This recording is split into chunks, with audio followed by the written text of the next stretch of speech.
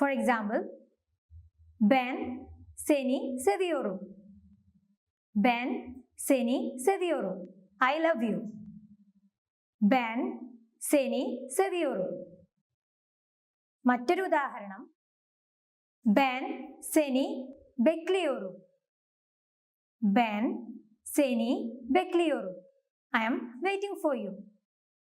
ഈ രണ്ട് ഉദാഹരണങ്ങളിലെയും ഒബ്ജക്റ്റ് സെൻ എന്ന പ്രോനൗൺ ആണ്. സോ ഈ പ്രോനൗണിന് ശേഷം അക്യൂസേറ്റീവ് കേസ് സഫിക്സ് ചേർത്ത് കൊടുക്കേണ്ടതുണ്ട്.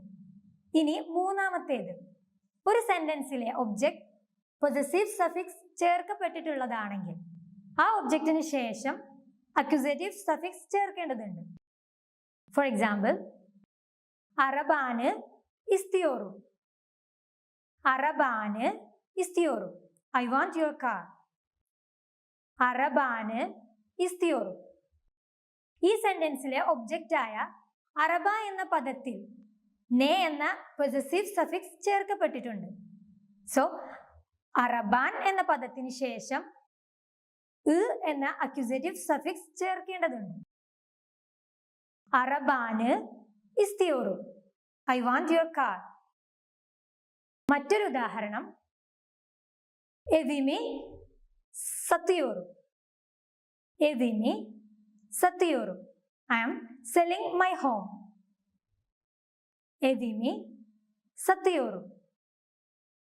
Ev എന്ന ഒബ്ജക്റ്റിലെ ഇം എന്ന പൊസസീവ് സഫിക്സ് ചേർക്കപ്പെട്ടിട്ടുണ്ട്.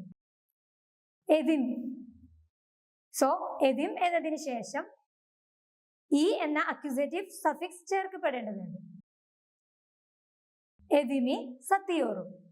നാലാമത്തേത്, ഒരു സെന്റൻസിലെ ഒബ്ജക്റ്റിന് മുമ്പായി ബു, ഷു, ഓ എന്നീ പദങ്ങളിൽ ഏതെങ്കിലും ഒന്ന് വരികയാണെങ്കിൽ ആ ഒബ്ജക്റ്റിന് ശേഷം അക്യൂസേറ്റീവ് കേസ് സഫിക്സ് ചേർക്കേണ്ടതുണ്ട്.